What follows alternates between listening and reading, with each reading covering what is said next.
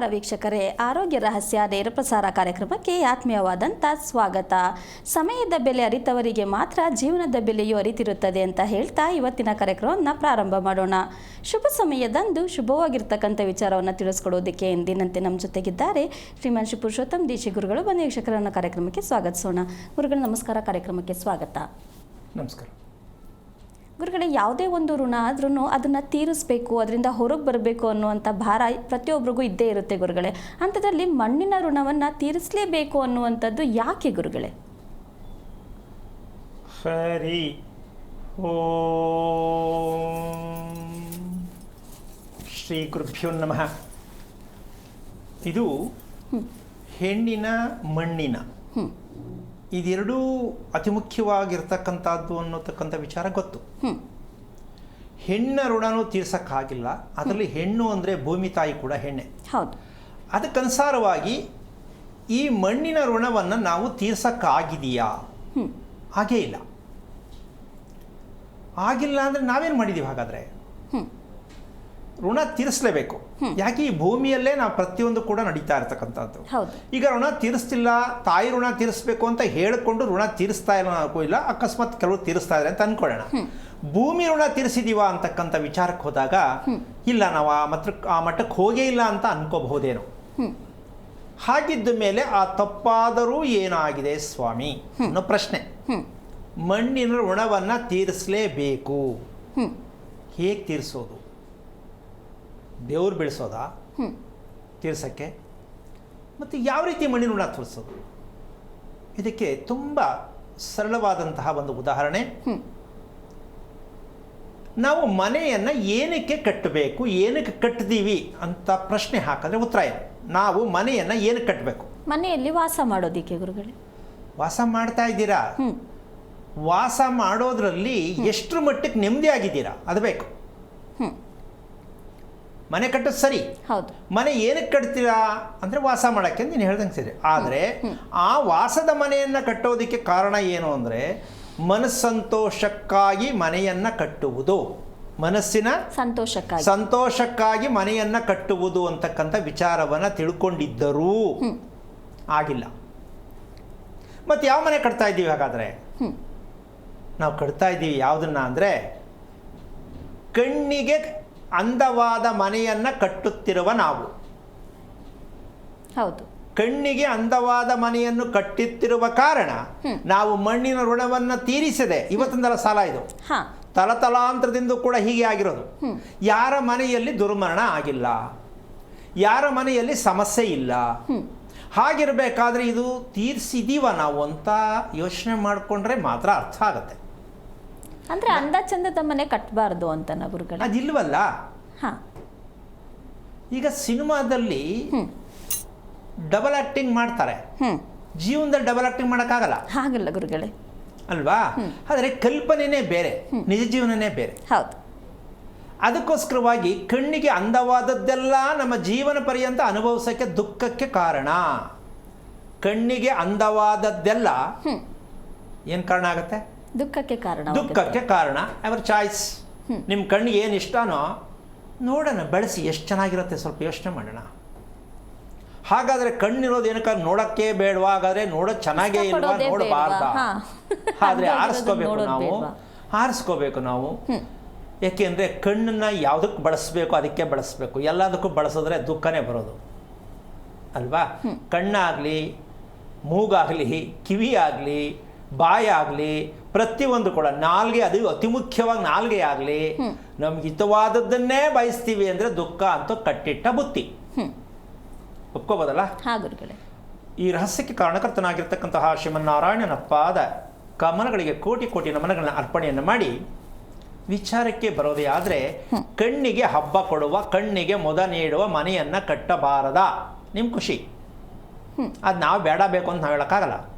ಆದರೆ ಅದು ನಿಮಗೆ ಎಷ್ಟು ಮಟ್ಟಕ್ಕೆ ಮನಸ್ಸಿಗೆ ತೃಪ್ತಿ ಕೊಟ್ಟಿದೆ? ಮನಸ್ಸಿಗೆ ತೃಪ್ತಿ ಕೊಡೋದು ಅಂದರೆ ಯಾವ್ದು ಕೊಡಬೇಕಿತ್ತು, ಹೇಗೆ ಕೊಡಬೇಕು, ಮನೆಗೂ ಮನಸ್ಸು ಅಂತೀವಿ, ಹೆಂಗೆ ಬರುತ್ತಿದ್ದು ಅಂತಕ್ಕಂತಹ ಸತ್ಯವನ್ನು ತಿಳ್ಕೊಂಡಾಗ ಮಾತ್ರ ಅರ್ಥ ಆಗತ್ತೆ. ಅದಕ್ಕೆ ತುಂಬ ಸರಳವಾಗಿ ಹೇಳಬೇಕು ಅಂತಂದರೆ, ನಮಗೆ ಒಂದು ವಿಚಾರಕ್ಕೆ ಬರೋಣ. ಏನು ಮನುಷ್ಯ ನೆಮ್ಮದಿಯಾಗಿ ಖುಷಿಯಾಗಿರೋದಕ್ಕೆ ಊಟ ಬೇಕಾಗತ್ತೆ ಅಂತ ನಾವು ಅಂದ್ಕೊಂಡಿದ್ದೀವಿ. ಹೌದು, ಸತ್ಯ ತಾನೇ? ಹೌದು ಗುರುಗಳೇ. ಊಟದ ಜೊತೆ ಮನೆ ಸೇರ್ಕೊಂಡಿದೆ ಅನ್ನೋದು ಬಿಟ್ಟಿದ್ದೀವಲ್ಲ, ಇದೇ ತಪ್ಪಾಗಿರೋದು. ಅದು ಹೌದು, ಖಂಡಿತ. ನಮ್ಮ ಊಟ ಎಷ್ಟು ಮುಖ್ಯನೋ ನಮಗೆ ಮನೆ ಅಷ್ಟೇ ಮುಖ್ಯವಾಗಿರಬೇಕು ಇರಬೇಕಾಗಿತ್ತು ಬಿಟ್ಬಿಟ್ಟಿದ್ದೀವಿ. ಇದಕ್ಕೆ ಸಂಯೋಗ ಅಂತ ಹೇಳ್ತೀವಿ. ಏನು ಸಂಯೋಗ? ಒಂದು ಹೆಣ್ಣು ಗಂಡಿನ ಸಂಯೋಗದಿಂದ ಇನ್ನೊಂದು ಉತ್ಪತ್ತಿ ಆಗತ್ತೆ. ಹೌದಾ? ಹೌದು. ಈ ಸಂಯೋಗ ಆಹಾರದಲ್ಲಿ ಸಂಯೋಗ ಆಗಬೇಕು ಅಂದ್ರೆ ಮನೆಗೂ ನಾವು ಸೇವನೆ ಮಾಡ್ತಕ್ಕಂಥ ಆಹಾರಕ್ಕೂ ಸಂಯೋಗವಾದಾಗ ಮಾತ್ರ ಆ ಮನೆ ಮನಃಶಾಂತಿಯಾದ ನಿಲಯ. ಆಗ್ಬೇಕಾ ಬೇಡ? ಆಗ್ಬೇಕು ಗುರುಗಳೇ. ನಾವು ತಿನ್ನೋ ಊಟಕ್ಕೂ ಗುರುಗಳೇ ನಾವು ವಾಸ ಮಾಡೋ ಮನೆಗೂ ಎರಡು ಮ್ಯಾಚಿಂಗ್ ಆಗ್ತಕ್ಕಂಥದ್ದಾದಾಗ ಮಾತ್ರ ನಿಮ್ಮ ಮನಸ್ಸಿಗೆ ಸಂತೋಷ, ಆನಂದ ನಿಲಯ ಆಗತ್ತೆ. ಈಗ ಮನೆ ಕಟ್ಟೋದು ಊಟ ಮಾಡೋದಕ್ಕೂ ಮ್ಯಾಚಿಂಗ್ ಮಾಡಿ ಮನೆ ಕಟ್ಟಬೇಕು ಅನ್ನೋದು ಇವತ್ತೇ ಕೇಳ್ತಿರೋದು ಅಂತ ನೀನು ಹೇಳ್ತೀಯೇನೋ ಅಂತ ಅನ್ಕೊಂಡಿದ್ದೀನಿ. ಗುರುಗಳೇ, ಅದೆರಡಕ್ಕೂ ಮ್ಯಾಚಿಂಗ್ ಮಾಡಬೇಕು ಅನ್ನೋ ವಿಚಾರನೇ ಗೊತ್ತಿರಲ್ಲ. ಮಾಡೋದ್ರಿಂದ ಏನು ಸಿಗುತ್ತೆ ಅನ್ನೋದೇ ಫಸ್ಟ್ ಆಫ್ ಆಲ್ ಗೊತ್ತಿಲ್ಲ ಗುರುಗಳೇ. ಈ ಸತ್ಯವನ್ನು ಅರ್ಥ ಮಾಡ್ಕೊಳ್ಳೋಕ್ಕೆ ಪ್ರಯತ್ನ ಪಟ್ಟಾಗ ನಿಮ್ಮ ಜೀವನದಲ್ಲಿ ಮನಸ್ಸಿಗೆ ಸಂತೋಷಭರಿತವಾಗಿರತಕ್ಕಂಥ ವಿಚಾರ ಇರುತ್ತೆ. ಇದಕ್ಕೆ ನಾವು ಒಂದು ಸಣ್ಣ ಉದಾಹರಣೆಯನ್ನು ಕೊಡಬೇಕಾಗತ್ತೆ. ಏನು? ದೇಹ ಒಂದು, ಮನಸ್ಸು ಎರಡು. ಹೌದಾ ಅಲ್ವಾ?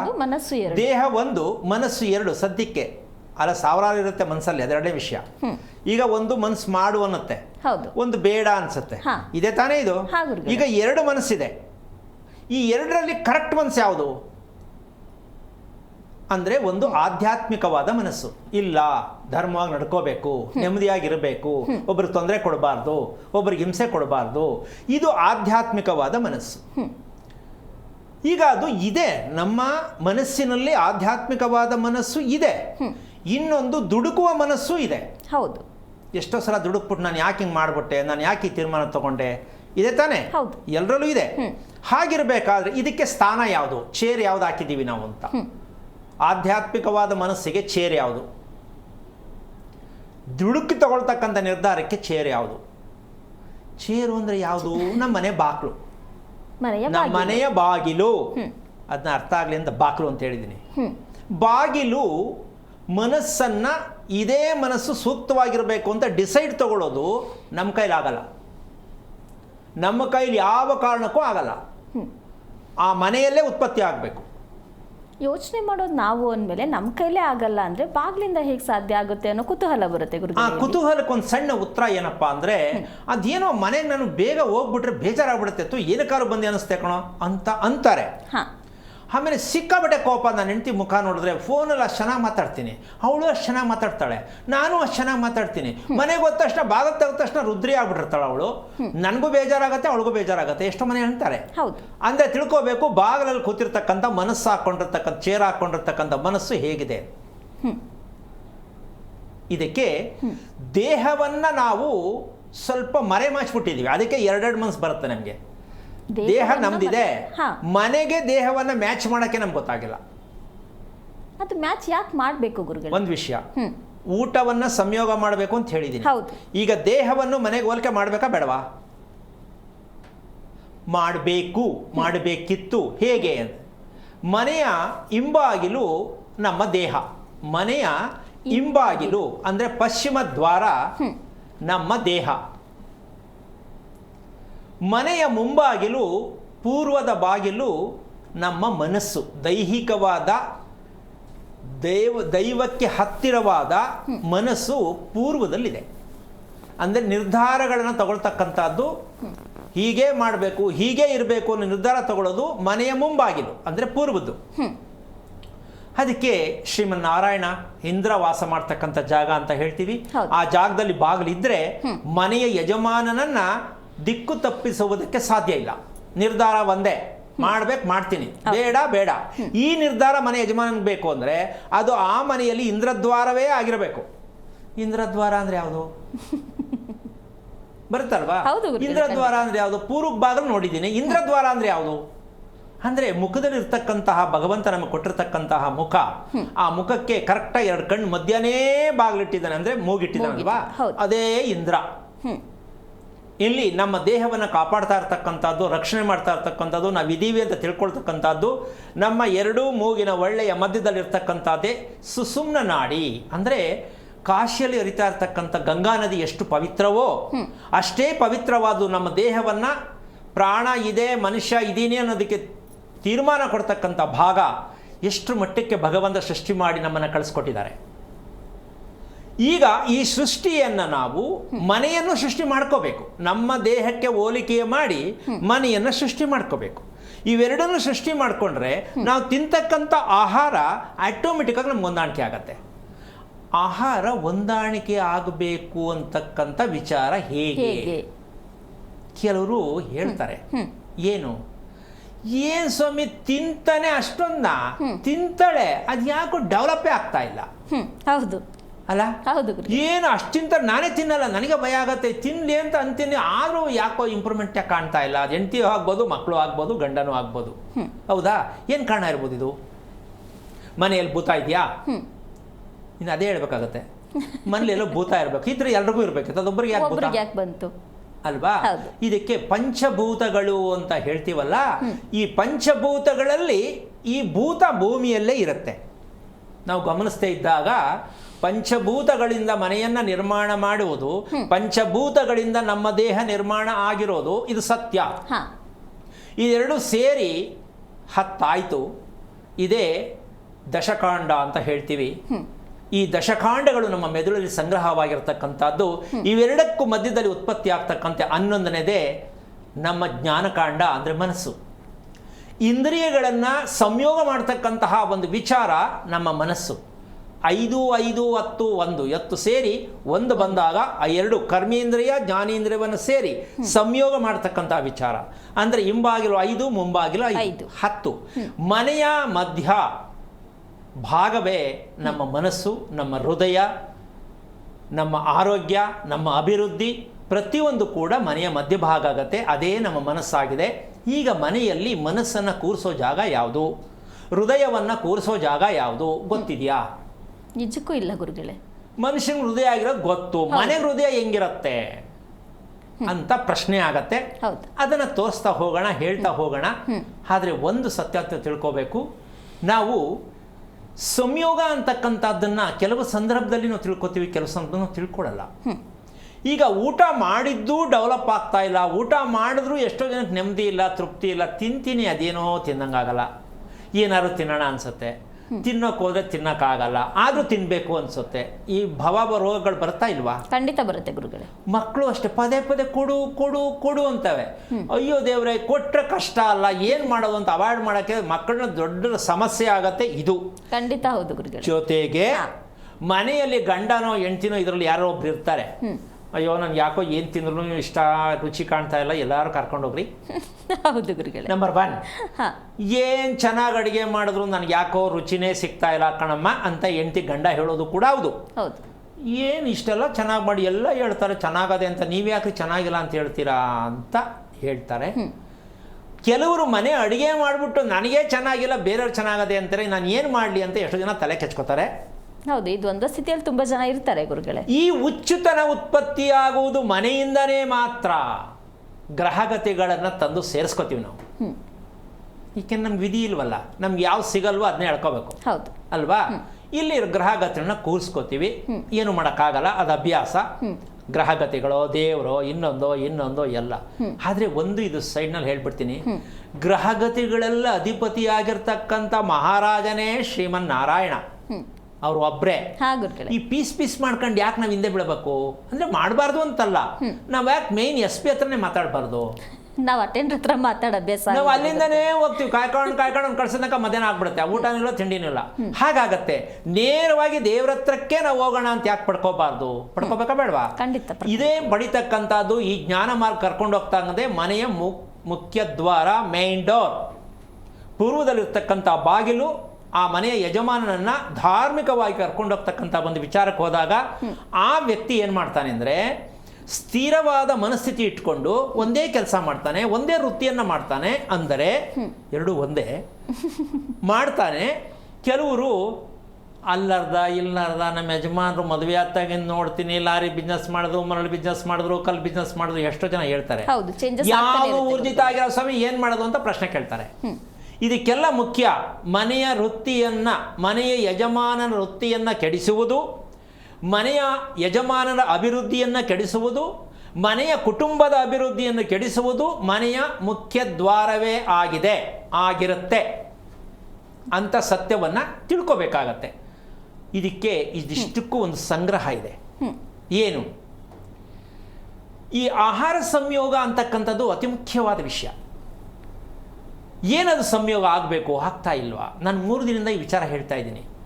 ತಿನ್ನೋದು ಗೊತ್ತು, ಹೊರಗೆ ಕಳಿಸೋದು ಗೊತ್ತು ಅಂತ ಅನ್ಕೊಂಡಿದೀವಿ, ಹೊರಗೆ ಕಳಿಸೋದು ಯಾವುದು ಅಂತ ನಮ್ಗಿನ್ನೂ ಗೊತ್ತಿಲ್ಲ. ಇದು ಆಶ್ಚರ್ಯ ಆಗತ್ತೆ. ಅದಕ್ಕೆ ಉತ್ತರನೇ ಸಿಕ್ಕಿಲ್ಲ ಗುರುಗಳೇ 3 ದಿನದಿಂದನೂ. ಇದು ಹೊರಗೆ ಕಳಿಸೋದು ಮಾಮೂಲಿ ತಾನೇ, ತಿಂದದ್ದು ಹೊರಗೆ ಹೋಗುತ್ತೆ ಅಷ್ಟೇ ಅಲ್ವಾ? ಅಲ್ಲ, ನಾವು ತಿಳ್ಕೊಂಡೋದು ಅಷ್ಟು ಸುಲಭ ಅಲ್ಲ. ಹೋಗ್ತಿರೋದು ಸರಿನೇ, ನೀವು ತಿಳ್ಕೊಂಡ್ರೋದು ಸರಿನೇ, ಆದರೆ ಎಷ್ಟರ ಮಟ್ಟಕ್ಕೆ ನಾವು ತಿಳ್ಕೊಂಡಿದ್ದೀವಿ ಅಂತ ಅರ್ಥ ಮಾಡ್ಕೋಬೇಕಷ್ಟೆ. ತಿಳ್ಕೊಂಡಿರೋ ಸರಿನೇ, ಅರ್ಥ ಮಾಡ್ಕೊಂಡಿರೋದು ಸರಿನೇ. ಈಗ ಆದ್ರೆ ಎಷ್ಟು ಮಟ್ಟಕ್ಕೆ ತಿಳ್ಕೊಂಡಿದ್ದೀವಿ? ಮದುವೆ ಮಾಡ್ಕೊಂಡ್ರೆ ಸರಿನೇ, ಗುರುಗಳೇ, ನೆಮ್ಮದಿಯಾಗಿ ಖುಷಿಯಾಗಿದೆಯಾ? ಇಲ್ಲ. ಮತ್ತೆ ಮದುವೆ ಮಾಡ್ಕೊಂಡು ಅರ್ಥನೇ ಗೊತ್ತಿಲ್ಲ ಅಂದ್ರೆ ಮದುವೆ ಮಾಡ್ಕೊಂಡು ಯಾಕೆ ನೆಮ್ಮದಿಯಾಗಿಲ್ಲ ಅಂದ್ರೆ ಅರ್ಥ ಏನು ಅಲ್ವಾ? ಎಷ್ಟು ಜನ ಕೇಳಿನಪ್ಪ ಗಂಡ ಹೆಂಡತಿ ಚೆನ್ನಾಗಿದ್ದೀರಾ, ಖುಷಿಯಾಗಿದ್ದೀರಾ ಅಂತಾರೆ. ಅಯ್ಯೋ ಬಾಣ ಏನು ಮಾಡಲಿ ಅಲ್ವಾ? ಮತ್ತೆ ಮದುವೆ ಯಾಕೆ ಮಾಡ್ಕೊಂಡಿದ್ದು? ಅಂದರೆ ನಮ್ಮ ಜೀವನದಲ್ಲಿ ನಾವು ನಮಗೇ ಗೊತ್ತದೇ ಇರತಕ್ಕಂಥ ರೀತಿಯಲ್ಲಿ ನಮಗೆ ಕೆಟ್ಟ ತಪ್ಪು ದಾರಿಗೆ ಎಳ್ಕೊಂಡು ಹೋಗ್ತಕ್ಕಂಥ ರೀತಿಯಲ್ಲಿ ನಮಗೇನು ಅರ್ಥ ಆಗಲ್ಲ. ನಾವು ತೋರಿಸ್ದಾಗ ಹೌದಲ್ವಾ, ಅಯ್ಯೋ ಇಷ್ಟಿನಿಂದ ಇದೇನು ಗೊತ್ತೇ ಆಗಲ್ಲ, ನಾನು ಹಿಂಗೆ ಬದುಕದ್ನಾ ಅಂತ ಎಷ್ಟೋ ಜನ ಬೇಕಾದಷ್ಟು ನಮ್ಮ ಹತ್ರ ಬಂದಾಗ ಹೇಳ್ತಾರೆ. ಹೌದು ಗುರುಗಳೇ, ನೀವು ಹೇಳಿದ್ದೀನಿ ಯಾರು ಹೇಳಲೇ ಇಲ್ಲ, ಇವಾಗಲೇ ನಮ್ಗೆ ಗೊತ್ತಾಗಿದ್ದು, ಈಗ 60 ವರ್ಷ ಈಗ ತಿಳ್ಕೊಂಡು ಏನು ಪ್ರಯೋಜನ, ಮೊದಲೇ ಯಾಕೆ ಸಿಕ್ಕಲಿಲ್ಲ ಅಂತ ಕೂಡ ಹೇಳ್ತಾರೆ. ಈ ಸತ್ಯವನ್ನು ಪ್ರತಿದಿನ ಪ್ರತಿಯೊಬ್ಬರು ಅನುಭವಿಸ್ತಾನೆ ಇರ್ತಾರೆ. ಅಕಸ್ಮಾತ್ ಗೊತ್ತಾದಾಗ, ಅಕಸ್ಮಾತ್ ಪರಿಚಯ ಆದಾಗ, ಅಯ್ಯೋ ಈ ವ್ಯಕ್ತಿ ಮೊದಲೇ ಯಾಕೆ ಸಿಕ್ಕಲಿಲ್ಲ, ಅಯ್ಯೋ ಈ ಅದೃಷ್ಟ ನಮ್ಗೆ ಮೊದಲೇ ಯಾಕೆ ಸಿಕ್ಕಲಿಲ್ಲ, ಮಕ್ಕಳೆಲ್ಲ ಮದುವೆಯಾಗಿ ಹೋದ್ಮೇಲೆ ನಮಗೆ ಸಿಕ್ತಲ್ಲ, ಈ ಥರ ಒಂದು ಪರಿತಾಪವನ್ನು ಪಡ್ತಕ್ಕಂತಹ ಒಂದು ಭ್ರಮೆ ಎಲ್ಲಿ ಹೋಗುತ್ತೆ ಅದು ಅಂತಕ್ಕಂಥದ್ದು ನಮ್ಮ ಜೀವನ ಭ್ರಮೆಯಾಗಿರ್ತಕ್ಕಂಥ ವಿಷಯಕ್ಕೇನಪ್ಪ ಅಂದರೆ, ಊಟ ಮಾಡಿದ್ದು ಊಟ ಎಲ್ಲವನ್ನೂ ನಮ್ಮ ದೇಹಕ್ಕೆ ಅನುಸರಿಸುವ ಊಟ ಅಂತಕ್ಕಂಥ ವಿಚಾರ. ಇದನ್ನು ತಿಂದರೆ ಒಳ್ಳೆಯದು, ಇದನ್ನು ತಿಂದರೆ ಕೆಟ್ಟದ್ದು ಅಂತ ನಾವು ತಿಳ್ಕೊಂಡಿದ್ದೀವಿ. ಇದೊಂದು ಕೆಟ್ಟ ಅಭ್ಯಾಸ. ಇದು ಏನು? ಇದನ್ನು ತಿಂದರೆ ಒಳ್ಳೆಯದು, ಇದನ್ನು ತಿಂದರೆ ಕೆಟ್ಟದ್ದು. ಇದು ದೊಡ್ಡ ದುರಭ್ಯಾಸ. ಅಂದರೆ ಇದಕ್ಕಿಂತ ದುರಭ್ಯಾಸ ಇನ್ನೊಂದಿಲ್ಲ. ಈ ವೈಜ್ಞಾನಿಕ ಸೈನ್ಸ್ ಅನ್ನೋರಿಗೆ ಇದು ಸಿಕ್ಕಾಬಟ್ಟೆ ಪಿತ್ತನ ತೆಗೆರ್ಬಿಡುತ್ತೆ. ಅಲ್ಲ, ಚೆನ್ನಾಗಿರೋದು ತಿನ್ನಬೇಕು ಅಂದರೆ ಯಾವ್ಯಾವ್ದು ತಿನ್ನಬೇಕು ಅಂದರೆ ನೀವು ಯಾವ್ದಾದ್ರು ತಿನ್ನಿ, ನಿಮಗೆ ತಿನ್ನುವುದನ್ನೇ ನೀವು ತಿನ್ನೋದು, ಯಾರು ತಿನ್ನಲ್ಲ ಇಲ್ಲ ಗುರುಗಳೇ ಅಲ್ವಾ? ಆದರೆ ನಿನ್ನೆ ಕೂಡ ಹೇಳಿದೆ, ಮಾಂಸಾಹಾರವನ್ನು ತ್ಯಜಿಸಿದ್ರೆ ಹೇಳಿದೆ ಅಲ್ಲ, ಈಗ ಎಲ್ಲ ತಿನ್ನಬೇಕು ಅಂತ ಹೇಳ್ಬಿಟ್ಟು ನೆನ್ನೆ ಹೇಳ್ಬಿಟ್ರಲ್ಲ ಅಂತಂದ್ರೆ ಏನು ಮಾಡೋದು? ಅದಕ್ಕೆ ವಿಚಾರ ಹೇಳ್ತಾ ಇದ್ದೀನಿ. ಆದರೆ ಅದರಲ್ಲಿ ನಿಮಗೆ ರಸ ಬರಲ್ಲ ಅಲ್ಲ, ಅದಕ್ಕೆ ತಿನ್ನಬೇಡಿ ಅಂತ ಹೇಳ್ತೀನಿ. ಏನ್ ಬರಲ್ಲ? ರಸ ಬರಲ್ಲ. ತರಕಾರಿ ತಿನ್ನಿ ರಸ ಬರುತ್ತೆ, ಹಣ್ಣು ತಿನ್ನಿ ರಸ ಬರುತ್ತೆ, ಹೌದಾ? ಅನ್ನ ತಿನ್ನಿ ರಸ ಬರುತ್ತೆ. ಬರೀ ಖಾಲಿ ಬಿಳಿಯನ್ನ ಬಾಯಿಗೆ ಹಾಕೊಳ್ಳಿ ರಸ ಬರುತ್ತೆ, ಹೌದಾ? ಎಂತ ಅಮೃತ ಇರೋದನ್ನ ತಿನ್ನಿ ಅಂತ ಹೇಳ್ತಿದ್ದೀನಿ ಅಷ್ಟೇ. ನಾವು ರಸ ಇಲ್ದಿರೋ ಅದನ್ನೇ ತಿಂತೀವಿ ಅಂದ್ರೆ ತಿನ್ನಿ, ನಿಮ್ ಖುಷಿ. ಆದರೆ ಅದು ತಿನ್ನೋದು ರಸ ಬರುವಂಥ ವಿಚಾರ ಯಾಕೆ ಹೇಳ್ತೀನಿ ಅಂದರೆ, ಅದು ಬೇಗ ಕರಗುವುದಿಲ್ಲ. ಒಂದು, ನಮ್ಮ ದೇಹಕ್ಕೆ ಹೊಂದಾಣಿಕೆ ಆಗುವುದಿಲ್ಲ. ಬಾಯಿಗೆ ನಾಲಿಗೆ ಚಪಲಕ್ಕಾಗಿ ನಾನ್ ವೆಜ್ ಇದೆಯೇ ಹೊರ್ತು ನಿಮ್ಮ ದೇಹವನ್ನು ರಕ್ಷಣೆ ಮಾಡೋದಕ್ಕೆ ಸಾಧ್ಯ ಇಲ್ಲ. ನಿಮ್ಮ ಚಪ್ಪಲಿದ್ದರೆ ನಾನೇನು ಮಾಡೋಕ್ಕಾಗಲ್ಲ, ಅದನ್ನು ವರ್ಣನೆ ಮಾಡಿ ಹೇಳಿದ್ದೀನಿ. ಈಗ ಆ ರೀತಿ ಆಗ್ತಕ್ಕಂಥದ್ದು ನಮ್ಮ ದೇಹಕ್ಕೆ ಹೊಂದಾಣಿಕೆ ಆಗ್ತಕ್ಕಂಥ ಆಹಾರ ಯಾವುದಪ್ಪ ಅಂದರೆ, ಅದು ಅಂಗಡಿಲಲ್ಲ, ಸ್ಟೋರಲ್ಲಿಲ್ಲ, ಮಾರ್ಕೆಟಲ್ಲಿಲ್ಲ. ನಾವು ತಿನ್ನೋ ಆಹಾರನೇ, ನಾವು ತಿನ್ನಲಿರುವ ಆಹಾರವೇ ನಮ್ಮ ದೇಹಕ್ಕೆ ಹೊಂದಾಣಿಕೆ ಆಗಬೇಕು. ಅದು ಹೇಗೆ ಅಂದರೆ, ಸರಳವಾದ ರೀತಿಯಲ್ಲಿ ಜೀರ್ಣ ಆಗಬೇಕು. ತಿನ್ನೋ ಊಟ ನೀನೇನಾದ್ರು ತಿನ್ನಮ್ಮ, ಸರಳವಾಗಿ ಕರಗಬೇಕದು. ಅಯ್ಯೋ ತಿಂದೆ ಯಾಕೋ ಅರಗೇ ಇಲ್ಲ, ನಂಗೆ ತಿಂದಂಗಲ್ಲ ಅನ್ನಲ್ವಾ? ಅದಂಗೆ ಆಗಬಾರ್ದಲ್ಲ, ಸರಳವಾಗಿ ಅರಗಬೇಕು. ಮತ್ತೆ ಸರಿಯಾದ ರೀತಿ ನಮಗೆ ಹೊಟ್ಟೆ ಹಸುವು ಆಗಬೇಕು.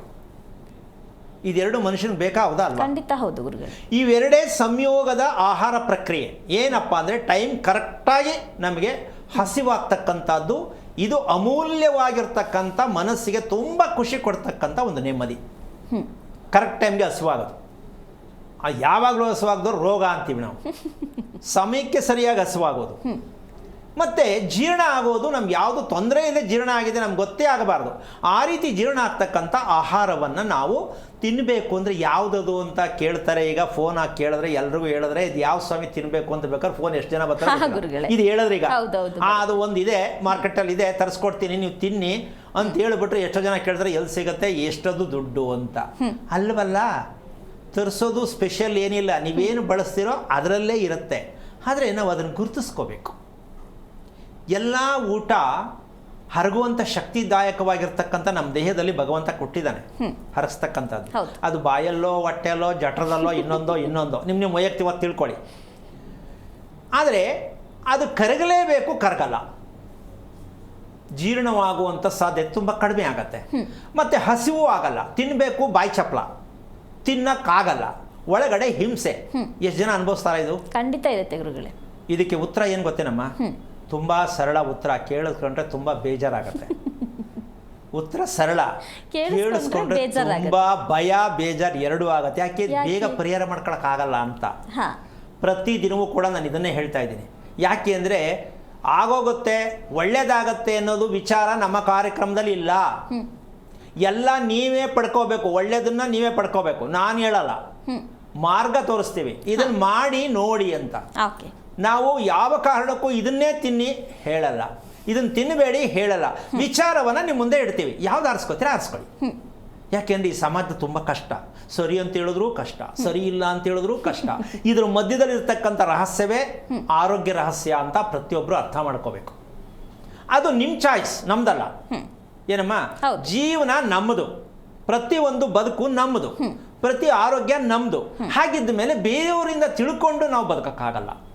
ಅದಕ್ಕೆ ಈ ಮನೆ ಎಲ್ಲವನ್ನು ಕಲಿಸುತ್ತೆ. ಏನು? ಪ್ರತಿಯೊಂದನ್ನು ಕಲಿಸುತ್ತೆ. ಏನು ತಿನ್ನಬೇಕು, ಹೇಗೆ ತಿನ್ನಬೇಕು, ಯಾವುದನ್ನು ತಿನ್ನಬೇಕು, ಎಲ್ಲವನ್ನು ಮನೆ ಕಲಿಸುತ್ತೆ. ಆ ರೀತಿ ಮನೆಯನ್ನು ನಾವು ಕಟ್ಟಲಿಕ್ಕಾಗಿದೆಯಾ, ಕಟ್ಟಿದ್ದೀವ ಅಂತಕ್ಕಂಥ ಸತ್ಯಾಂಶವನ್ನು ನೀವು ತಿಳ್ಕೋಬೇಕು ಅಂದರೆ ಒಂದು ಸಣ್ಣ ಉದಾಹರಣೆಯನ್ನು ಕೊಡ್ತೀನಿ. ಏನದು?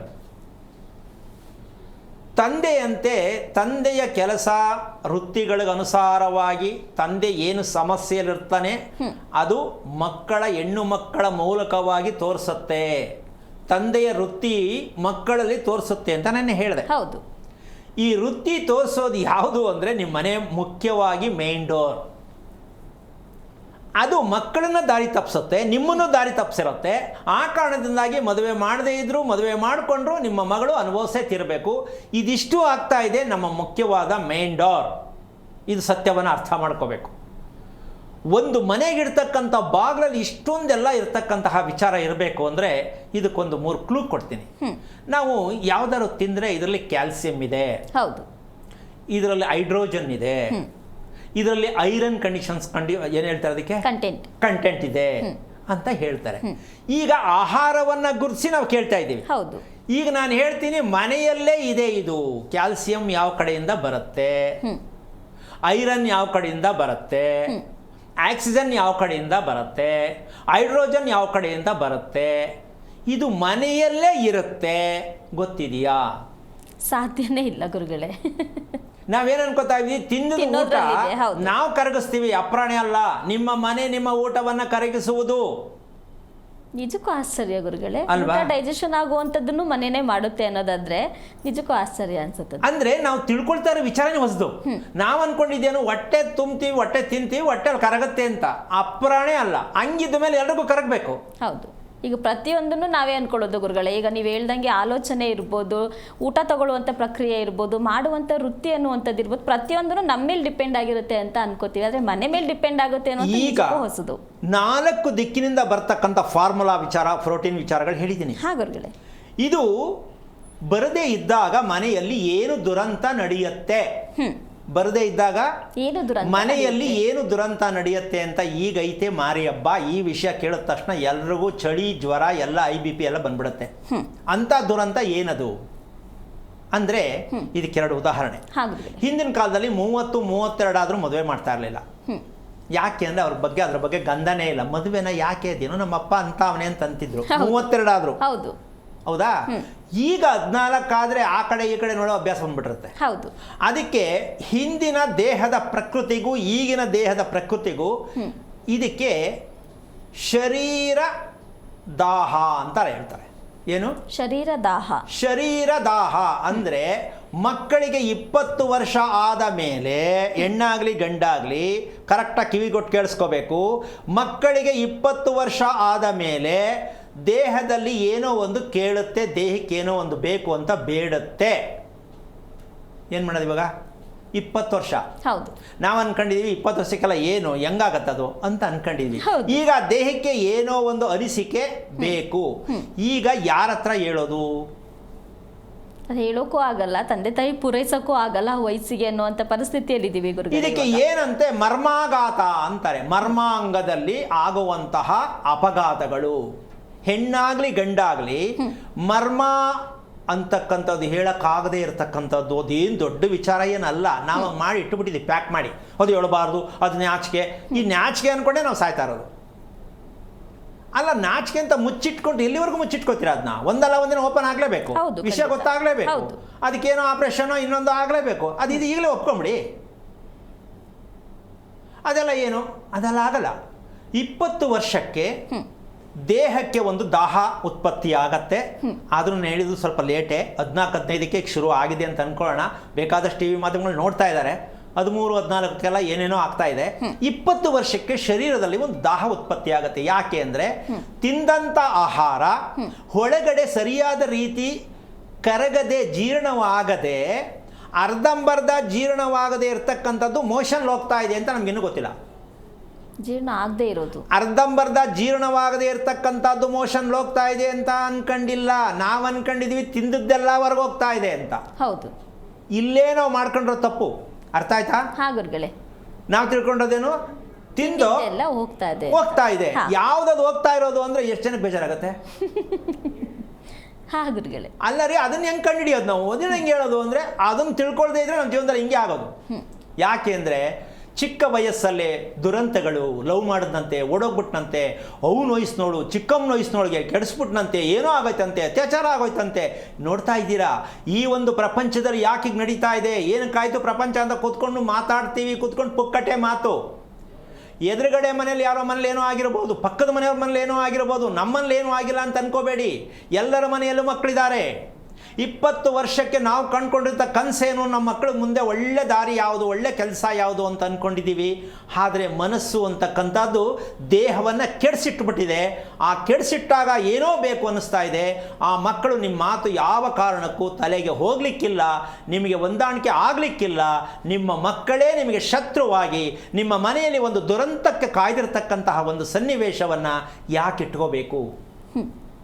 ಮಕ್ಕಳ ಬಗ್ಗೆ ವಯಸ್ಸಿಗೆ ಬಂದಾಗ ಎಚ್ಚರಿಕೆ ಇರಿ ಅಂತ ಹೇಳೋ ಮಹಾನ್ ಪಂಡಿತರಿಗೆ ನಾನು ಕೇಳ್ತೀನಿ, ಎಚ್ಚರಿಕೆಯಿಂದ ಇರೋದು ಅಂದ್ರೆ ಏನು, ಯಾಕೆ, ಹೇಗೆ ಹೇಳಬೇಕಲ್ಲ? ಖಂಡಿತ ಗುರುಗಳೇ.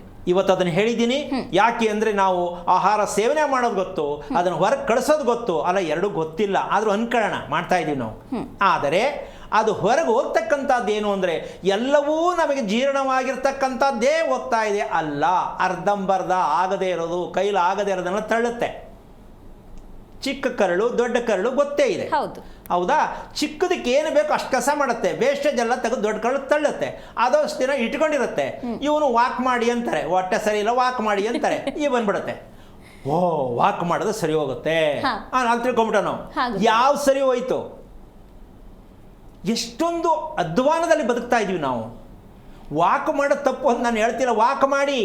ವಾಕ್ ಮಾಡೋದು ಏನಕ್ಕೆ ಅಂತಂದರೆ, ನಾವು ನಿಂತ್ಕೊಂಡ್ರೆ, ನೆಲದ ಮೇಲೆ ನಿಂತ್ಕೊಂಡ್ರೆ ನಮಗೆ 6 ಪಟ್ಟು ಉದ್ದ ಇದೆ ನಮ್ಮ ಕರಳು. ಒಬ್ಬ ವ್ಯಕ್ತಿ ಭೂಮಿ ಮೇಲೆ ನಿಂತ್ಕೊಂಡ್ರೆ ಅವ್ರ ಎತ್ತರ ಏನಿರುತ್ತೆ, ಆ ಎತ್ತರಕ್ಕೆ 6 ಪಟ್ಟು ಉದ್ದ ಇದೆ ನಮ್ಮ ಕರಳು ಉದ್ದ ಇದೆ. ಯಾಕೆಂದ್ರೆ ಎಲ್ಲ ಸುರುಳಿತನ ಇರೋದು. ಈಗ ಅದರಿಂದ ಹೊರಗೆ ಬರಬೇಕಾದ್ರೆ ನಾವು ಸ್ವಲ್ಪ ಯೋಚನೆ ಮಾಡಬೇಕು. ಏನು ರೋಡ ಅದು, ಹೈವೇನಾ, ನೈಸ್ ರೋಡಾ? ಸಾಧ್ಯ ಇದೆಯೇನಮ್ಮ? ಅಯ್ಯೋ, ಇದೇನು ಇದೆಲ್ಲ ಮಾತಾಡ್ಬೇಕಂತ ದಯವಿಟ್ಟು ಅನ್ಕೋಬೇಡಿ. ಇದೆಲ್ಲ ತಿಳ್ಕೊಳ್ಳಿಲ್ಲ ಅಂದರೆ ನಿದ್ದೆ ಬರಲ್ಲ, ನೆಮ್ಮದಿ ಇರಲ್ಲ, ಆರೋಗ್ಯ ಇರಲ್ಲ, ಗಂಡ ಹೆಂಡತಿ ಜೊತೆಲಿ ಇರೋಕ್ಕಾಗಲ್ಲ. ಅದು ಕೇಳಲೇಬೇಕು. ನೀವೇನೋ ತಿಳ್ಕೊಂಡ್ರೆ ನನಗೆ ಗೊತ್ತಿಲ್ಲ. ಸತ್ಯ ಇಷ್ಟೇ, ನಮ್ಮ ದೇಹಕ್ಕೂ ಮನೆಗೂ ಹೊಂದಾಣಿಕೆ ಮಾಡ್ತಕ್ಕಂಥದ್ರ ಜೊತೆಗೆ ನಾವು ತಿನ್ನೋ ಊಟನೂ ಸೇರಿಸ್ಕೊಂಡ್ಬಿಟ್ರೆ, ಈ ಮೂರೂ ಜನ ಸೇರ್ಕೊಂಡ್ಬಿಟ್ರೆ ನಾವು ಹೇಳ್ತಾ ಇದ್ದೀವಿ ರಜೋಗುಣ, ತಮೋಗುಣ, ಸತ್ವಗುಣ ಅಂತ ಹೇಳ್ತಕ್ಕಂಥ ಖಂಡಿತ ಘನಪಂಡಿತರುಗಳಿಗೆ ಇದು ವಿಚಾರ ಹೋಗ್ಬೇಕು. ಈ ಮೂರು ಎಲ್ಲರಲ್ಲೂ ಇದೆ.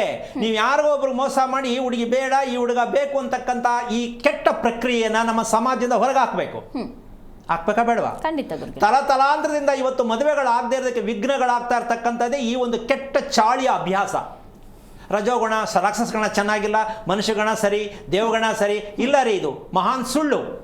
ಯಾಕೆ ಅಂತಂದರೆ ನಾವು ಏನನ್ನು ತಿಳ್ಕೋಬೇಕಂತ ತಿಳ್ಕೊಳ್ಳೋದೆ ಯಾರೋ ಹೇಳಿದ್ದನ್ನು ಹಣೆಪಟ್ಟ ಕಟ್ಟಿಕೊಂಡು ನನಗೆ ಹಂಗಾಗೈತಂತೆ, ನಂದು ಈ ಕಣ ಅಂತೆ, ನನ್ನ ಗಣಕೂಟ ಇಲ್ಲವಂತೆ, ನಂದು ಅದಗ ಸರಿ ಇಲ್ಲವಂತೆ, ಇದನ್ನು ಅಂದ್ಕೊಂಡು ಎಷ್ಟೋ ಮಕ್ಕಳು ಹೀಗೆ ಅನುಭವಿಸಿ 20 ವರ್ಷಕ್ಕೆ ದೇಹ ರೆಡಿ ಇರುತ್ತೆ. ಜ್ಞಾಪಕ ಇಟ್ಕೊಳ್ಳಿ, ಎಲ್ಲ ಮಕ್ಕಳು ನೀವು ಓದಿಸ್ತಾ ಇದ್ದೀರೋ, ಕೆಲಸಕ್ಕೆ ಕಳಿಸ್ತಿರೋ, ಹಂಗೆ ಇಟ್ಕೊಂಡಿದ್ದೀರೋ, ಕೆಲಸ ಮಾಡಿಸ್ತಾ ಇದ್ದೀರೋ ಗೊತ್ತಿಲ್ಲ, 20 ವರ್ಷಕ್ಕೆ ಇವತ್ತಿನ ಆಧುನಿಕ ಪ್ರಪಂಚದಲ್ಲಿ ಮಕ್ಕಳು ರೆಡಿ ಇರ್ತಾರೆ. ಯಾಕೆ ಅಂದರೆ ಇನ್ನೊಂದು ಜನ್ಮಕ್ಕೆ ಪಾದಾರ್ಪಣೆ ಮಾಡುತ್ತಂತೆ 20 ವರ್ಷಕ್ಕೆ. ಇನ್ನೊಂದು ಜನ್ಮ ಕೊಡಕ್ಕೆ ಅಂದ್ರೆ ಅರ್ಥ ಆಯ್ತಲ್ಲ, ಇನ್ನೊಂದು ಮಗು ಮಾಡೋಷ್ಟು ಮಟ್ಟಕ್ಕೆ ಇನ್ನೊಂದು ಜನ್ಮಕ್ಕೆ ಪಾದಾರ್ಪಣೆ ಮಾಡುವಂತಹ ಶಕ್ತಿ ಈ ಜನರೇಷನ್, ನ್ಯೂ ಜನರೇಷನ್ ಅಲ್ಲಿ 20ಕ್ಕೆ ರೆಡಿ ಇರುತ್ತೆ. ಅದಿಂದಕ್ಕೂ ಇರಬಹುದು, ಆದರೆ ಅವಮಾನ ಅಂತ 20ಕ್ಕೆ ಹೇಳ್ತಾ ಇದ್ದೀನಿ. ಈ ಹುಚ್ಚುತನದ ಮನೆ, ಹುಚ್ಚುತನದ ಊಟ ನಾವು ಎಲ್ಲಿವರೆಗೂ ಸರಿಯಾಗಿ ಮಾಡ್ಕೊಳ್ಳಲ್ವೋ ಮನೆಗಳಲ್ಲಿ ನೆಮ್ಮದಿಯಾಗಿ ತಂದೆ ತಾಯಿ ನಿದ್ದೆ ಮಾಡೋಕ್ಕಾಗಲ್ಲ, ಮದುವೆ ಮಾಡೋಕ್ಕಾಗಲ್ಲ, ಮದುವೆ ಮಾಡಿದ್ರು ಉಳಿಯಲ್ಲ. ಯಾಕೆ ಈ ಕರ್ಮಗಳು? ಯಾರು ಇದನ್ನು ವಿಷಯ ಹೇಳೋರು? ಯಾರು ನಮ್ಮ ದೇಶವನ್ನು ಸರಿ ಮಾಡೋರು? ಈ ಸತ್ಯವನ್ನು ಪ್ರತಿಯೊಬ್ಬರು ಅರ್ಥ ಮಾಡ್ಕೋಬೇಕು. ಮಕ್ಕಳನ್ನು ದೂಷಿಸಬೇಡಿ, ದಯವಿಟ್ಟು ಯಾರೇ ಆಗಲಿ ಮದುವೆಗೆ ಒಪ್ತಾ ಇಲ್ಲ ದೂಷಿಸಬೇಡಿ.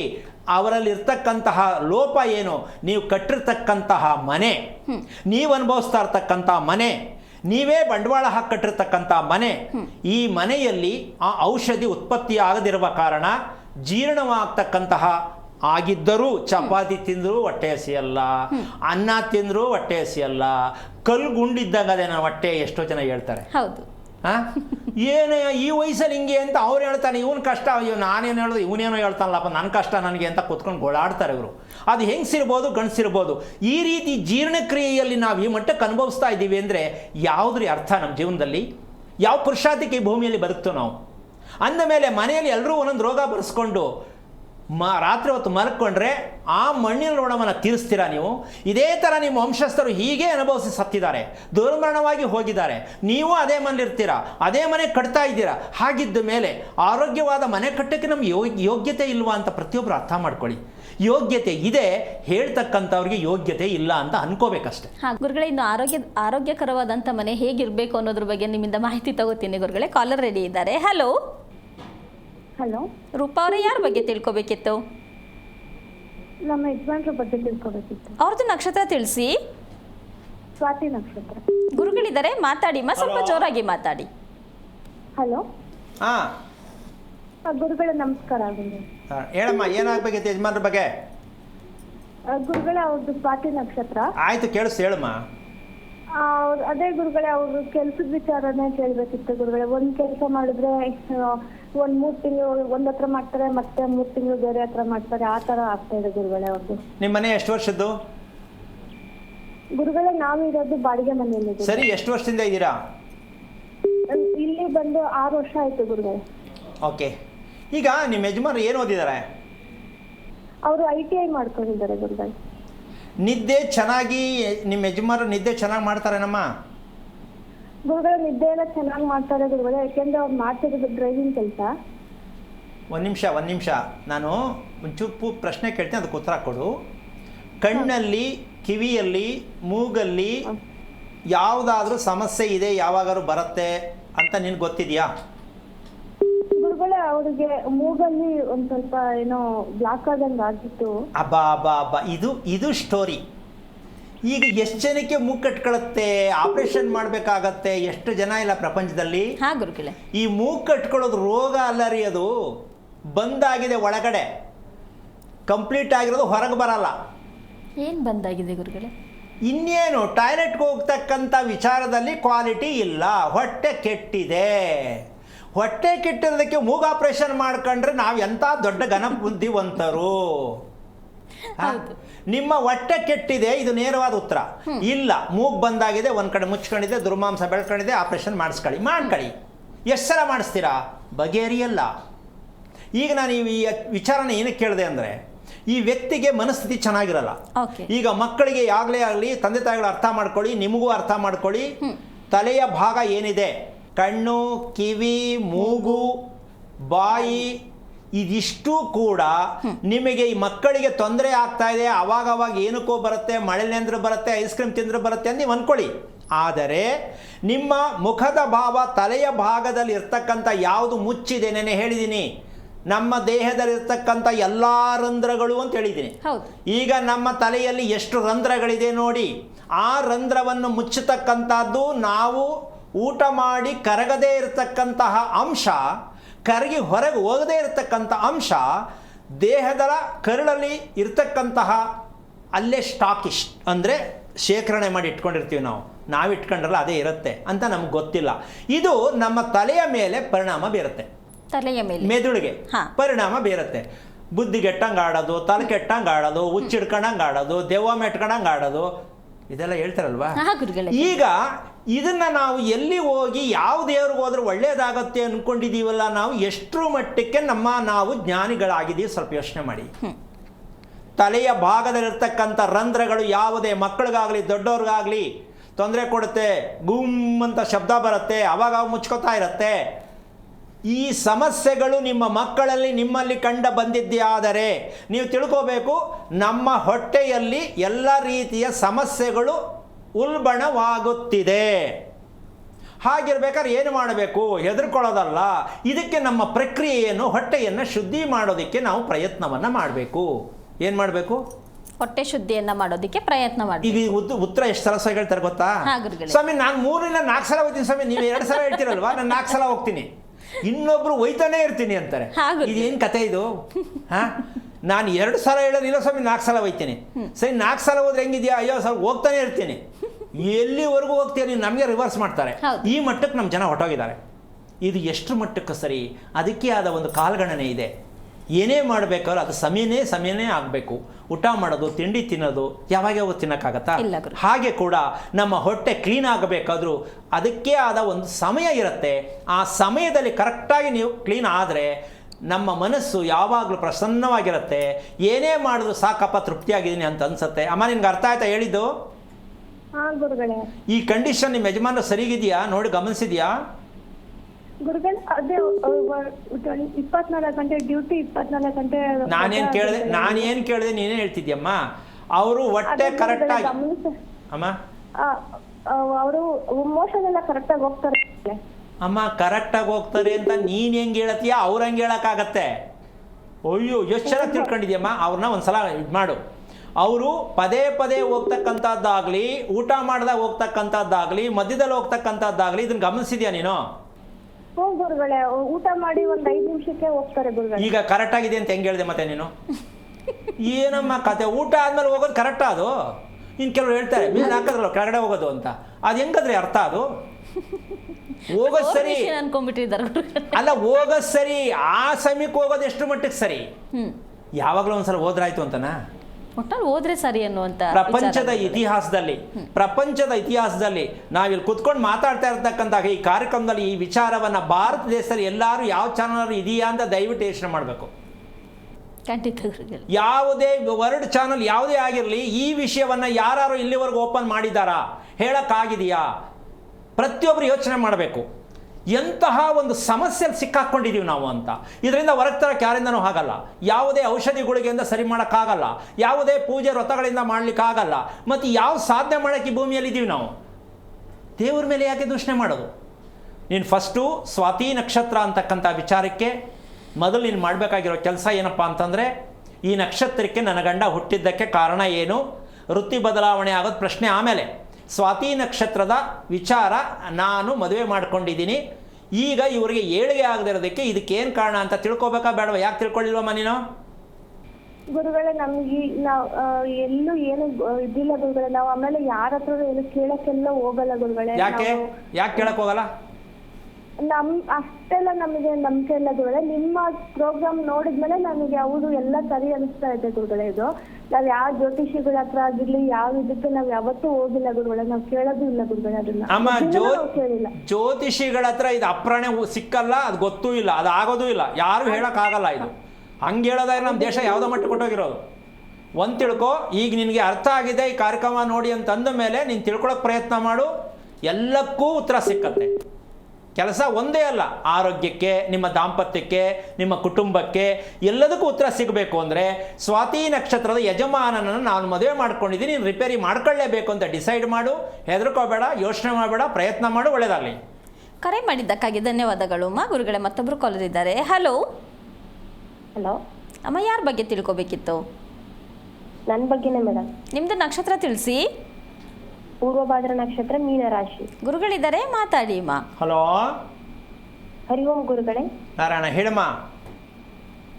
ಗುರುಗಳೇ, ನಂಗೆ 17 ವರ್ಷ. ಏನು 17 ವರ್ಷ?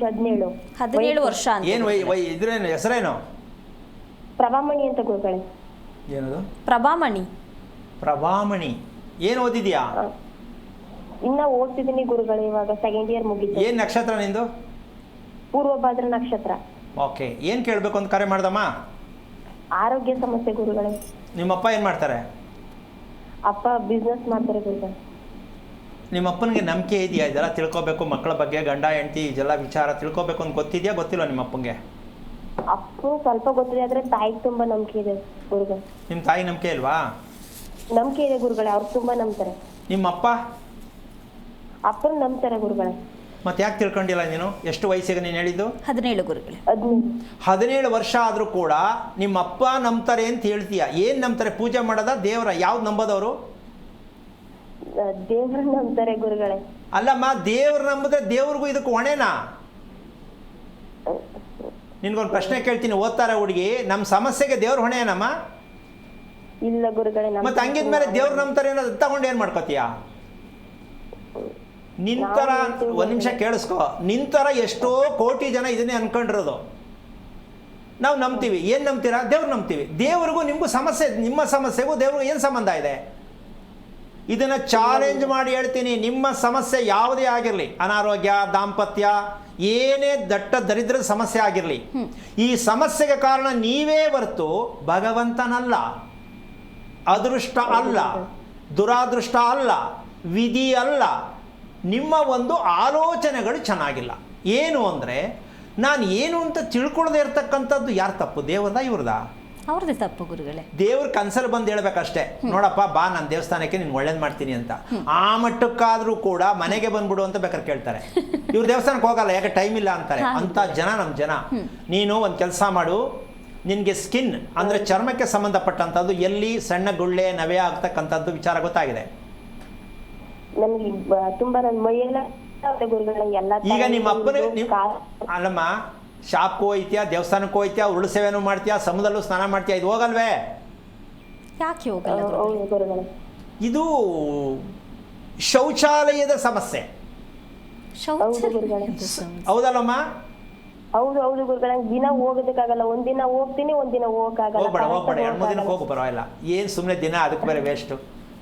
ನಿಮ್ಮ ಅಪ್ಪನಿಗೆ ಹೇಳು, ಏನಪ್ಪ ಪುಣ್ಯಾತ್ಮ ಜನ್ಮದಾತ, ನನ್ನ ಹೊಟ್ಟೆನೇ ಕ್ಲೀನ್ ಆಯ್ತಾ ಇಲ್ವೋ ಪುಣ್ಯಾತ್ಮ ಅಂತ ಹೇಳು. ಅದಕ್ಕೂ ಬೇಕಾದ್ರೆ ಕೈ ಎಣ್ಣೆ ಕುಡಿ ಅಂತ ಹೇಳ್ತಾರೆ, ಏನೋ ಗೊತ್ತಿಲ್ಲ. ಕೈ ಎಣ್ಣೆ ಕುಡಿ ಅಂತ ಕೆಲವರು ಹೇಳ್ತಾರೆ, ಹರಳೆಣ್ಣೆ ಕುಡಿದ್ರೆ ಎಲ್ಲ ಹೋಯ್ತದೆ ಅಂತ. ಅದು ಏನು ಮಾಡೋಕ್ಕಾಗಲ್ಲ. ಔಷಧಿ ತಗೊಂಡು ದೇಹವನ್ನು ಸರಿ ಮಾಡ್ಕೋತೀನಿ ಅಂತಕ್ಕಂಥಲ್ಲಿ ಅರ್ಥ ಇಲ್ಲ. ಔಷಧಿಯಿಂದ ನಾವು ದೂರ ಇರಬೇಕು. ನಾವು ಯಾವುದಕ್ಕೆ ಔಷಧಿ ತಗೋಬೇಕು ಅಂದರೆ ಬಗೆಹರಿಯೋದೇ ಇಲ್ಲ ಅನ್ನೋ ಮಟ್ಟಕ್ಕೆ ಹೋದಾಗ ಹೋಗಿ. ಪ್ರತಿ ದೇಹದಲ್ಲಾಗೋ ಸಮಸ್ಯೆಗಳಿಗೆಲ್ಲ ಔಷಧಿ ಗುಳಿಗೆನೇ ಬೇಕು ಅಂದರೆ ಜೀವನದಲ್ಲಿ ಸರಿ ಹೋಗಲ್ಲ. ಯಾವುದಕ್ಕೆ ಹೋಗಬೇಕು ಅದಕ್ಕೆ ಹೋಗೋಣ. ನಮ್ಮ ಕೈಲಿ ಆಗೋದೇ ಇಲ್ಲ, ಅದನ್ನು ಸರಿಪಡಿಸೋಕ್ಕಾಗೋದೇ ಇಲ್ಲ, ಹೋಗಿ ಡಾಕ್ಟರ್ ಹತ್ರ. ಆದರೆ ನಮ್ಮ ದೇಹವನ್ನು ನಾವೇ ಗುರುತಿಸ್ಕೊಳಕ್ಕಾಗಕ್ಕೆ ಮುಂಚೆ ನೀವೇನಾದ್ರು ಡಾಕ್ಟರ್ ಹತ್ರ ಹೋಗ್ತೀನಿ ಅಂದರೆ ನೀವು ಸಮಸ್ಯೆಲಿ ಇದ್ದೀರಾ, ನೀನು ಬೇಜಾರು ಮಾಡ್ಕೋಬೇಡ. 16-17 ವರ್ಷ ನಿನಗೆ ನೋಡು, ಮುಂದೆ ಓದಿದ್ರೂ ಕೂಡ ಅಂಥ ಮುಂದೆ ರಸ್ತೆ ಸಿಕ್ಕಲ್ಲ ಚೆನ್ನಾಗಿರೋದು.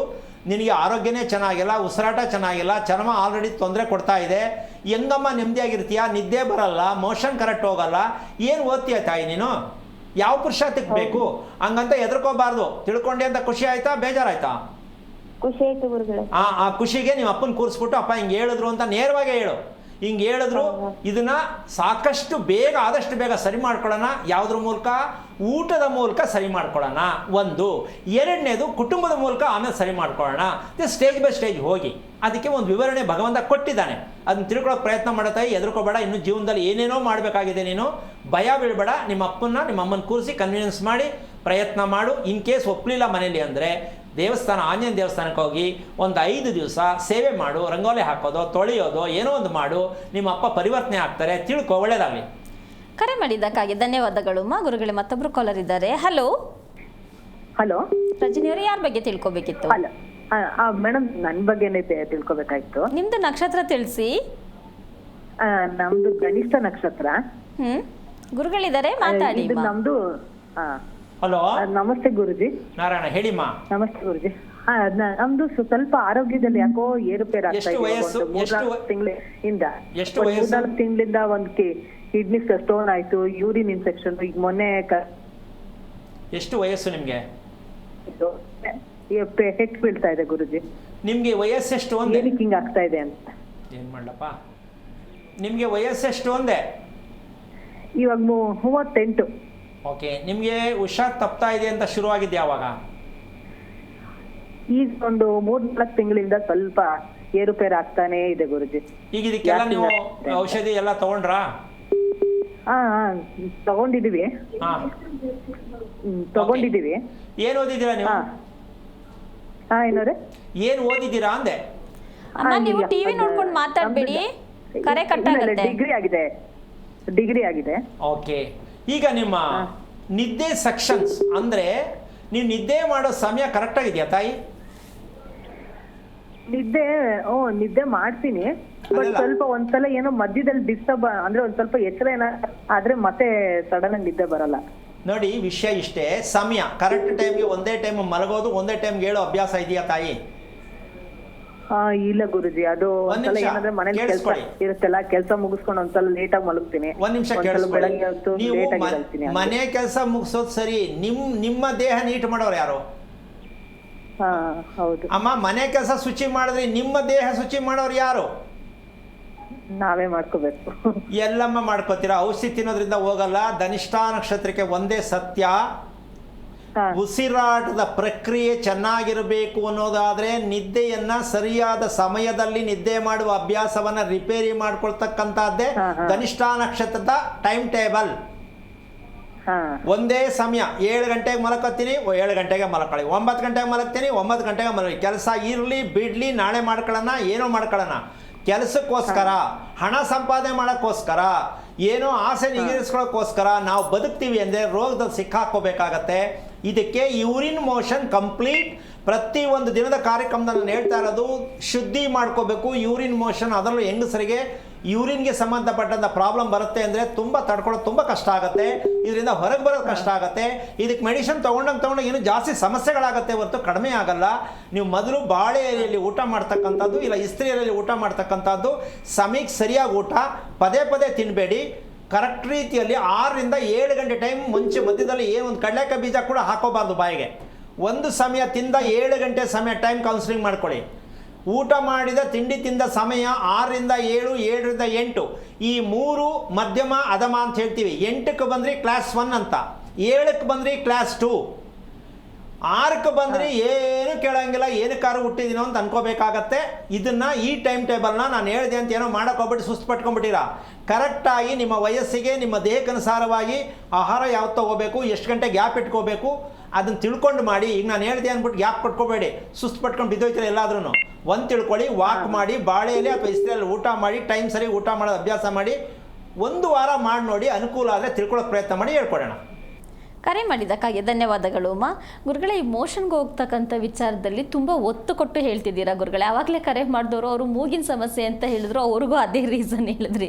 ನೆಕ್ಸ್ಟ್ ಅವ್ರಿಗೆ ಅಂದರೆ ಸ್ಕಿನ್ನಿನ ಸಮಸ್ಯೆ ಅಂತ ಹೇಳಿದ್ರು. ಅದನ್ನ ಅಷ್ಟು ಮಹತ್ವ ಇದೆಯಾ ಗುರುಗಳೇ? ಅದಕ್ಕೆ ಅಷ್ಟು ಅಲ್ಲ, ಇಲ್ಲಿ ಸಮಸ್ಯೆ ಏನಾಗಿದೆ ಅಂದ್ರೆ, ಈ ವಿಚಾರಕ್ಕೆ ಬಂದ್ರೆ ಪ್ರಪಂಚದಲ್ಲಿ ಇವ್ರೊಬ್ಬರಿಗೇನ ಈ ವಿಷಯ ಗೊತ್ತಿರೋದು ಅನ್ನೋ ವಿಚಾರವನ್ನ 5,000 ಸಲ ಬೇಕಾದ್ರೆ ಹೇಳ್ಬೋದು. ಈ ವಿಷಯಕ್ಕೆ ಬಂದ್ರೆ ಇದು ಚಾಲೆಂಜ್ ಮಾಡಿ ಹೇಳ್ತೀನಿ ನಾನು. ಈ ವಿಚಾರವನ್ನ ನೇರವಾಗಿ, ನಿಖರವಾಗಿ, ಕಡಾಖಂಡಿತವಾಗಿ ಹೇಳ್ತಕ್ಕಂಥ ಏಕೈಕ ವ್ಯಕ್ತಿ ಇಲ್ಲಿ ಮಾತ್ರ ಸಾಧ್ಯ. ಭಾರತ ದೇಶದ ಇತಿಹಾಸದಲ್ಲಿ ನೇರವಾಗಿ ಹೀಗೆ ಆಗಿದೆ, ದೇಹ ಇಲ್ಲೇ ಕೆಟ್ಟಿದೆ ಅಂತ ಹೇಳ್ತಕ್ಕಂಥ ತಾಕತ್ತಿರೋ ವ್ಯಕ್ತಿ ಹುಟ್ಟಿಲ್ಲ, ಹುಟ್ಟುವುದಿಲ್ಲ, ಹುಟ್ಟಲಿಕ್ಕಾಗೋದು ಇಲ್ಲ. ಇದರಲ್ಲಿ ಚಾಲೆಂಜ್ ಮಾಡಿ ನಾನು ತೋರಿಸ್ಕೊಡ್ತೀನಿ. ಅಂದರೆ ನಾನು ಅಂತ ಹೇಳ್ಕೊತಾ ಇಲ್ಲ, ಜನಗಳನ್ನು ರಕ್ಷಣೆ ಮಾಡಬೇಕು. ಏನು ಮಾಡಬೇಕು? ರಕ್ಷಣೆ ಮಾಡಬೇಕು. ನಮ್ಮನ್ನ ನಾವು ರಕ್ಷಣೆ ಮಾಡ್ಕೋಬೇಕು. ಅದೇ ನಮಗೆ ಗೊತ್ತಿಲ್ಲ ಅಂದರೆ ಬದುಕ್ಯಾಕೆ? ನಾವಿಲ್ಲಿ ಏನೋ ಮಾಡೋಕ್ಕಲ್ಲ ಬಂದಿದ್ದು, ನಮ್ಮ ದೇಹವನ್ನು ರಕ್ಷಣೆ ಮಾಡ್ಕೋ ಅಂತ ಭಗವಂತ ನಮಗೆ ಕಳಿಸಿರೋದು. ಈಗ ತಿಳ್ಕೊಳ್ಳಮ್ಮ, 35ಕ್ಕೋ 40ಕ್ಕೋ ಒಬ್ಬ ವ್ಯಕ್ತಿ ಸತ್ತ ಅಂದ್ರೆ ಮತ್ತೆ ಇನ್ನೊಂದು ಜನ್ಮ ಅನ್ನೋದು ಇದ್ದೇ ಇದೆ. ಮತ್ತೆ ಅಷ್ಟೇ ವಯಸ್ಸು ಮತ್ತೆ ಸಾಯ್ತದು. ಹೀಗೆ ಹುಟ್ಟು ಸಾವು ನಡೀತಾ ಇದೆ. ಅದನ್ನ ಸೋಮಾರಿಗಳು ಕುತ್ಕೊಂಡು ಹೇಳ್ತಾರೆ ಇದೆಲ್ಲ ಸಹಜ, ಹುಟ್ಟು ಸಾವು ದೇವ್ರು ಮಾಡಿದ್ದು ಅಂತ.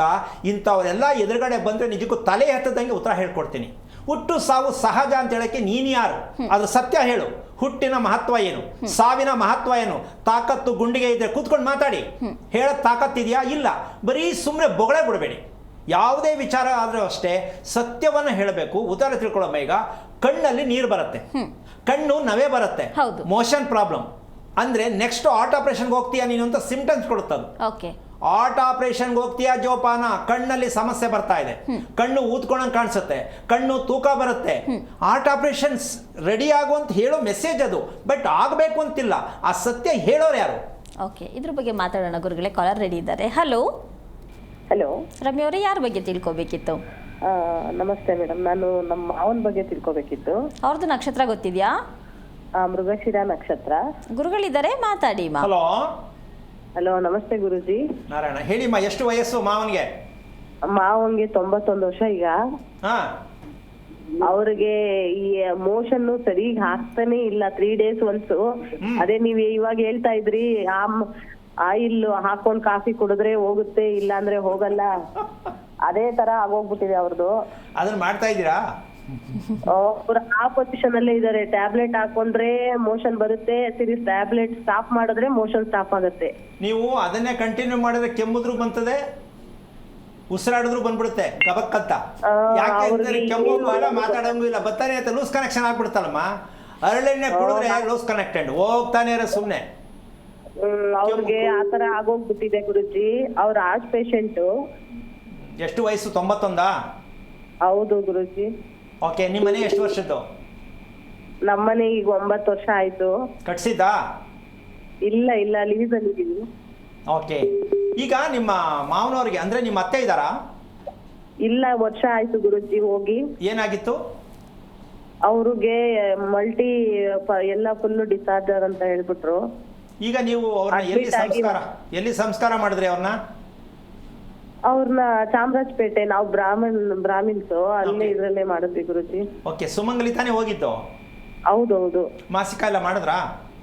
ಮಾಡಿದ್ವಿ ಗುರುಜಿ, ವರ್ಷ ಆಯ್ತು, ವರ್ಷಾಬ್ದಿಕನು ಆಯ್ತು, ಎಲ್ಲ ಆಯ್ತು. ಅಲ್ಲ, ಎಲ್ಲಿ ಮಾಡಿದ್ರಿ ಮಾಸಿಕ? ಮನೇಲಾ? ಇಲ್ಲ ಇಲ್ಲ, ಮನೆ ಚಿಕ್ಕದು ಗುರುಜಿ, ನಾವು ಮಠದಲ್ಲಿ ಮಾಡಿದ್ವಿ. ಓಕೆ, ಅದೇ ಅಭ್ಯಾಸ, ಮಠದಲ್ಲೇ ಮಾಡೋದೇ ಅಭ್ಯಾಸನಾ? ಹಾ. ಆದ್ರೂ ಒಂದು ತಿಳ್ಕೊಳ್ಳಿ, ಸುಮಂಗಲಿ ಮರಣ ಅಂತಕ್ಕಂಥದ್ದು ಕುಟುಂಬಕ್ಕೊಂದು ದೊಡ್ಡ ಶಾಪ.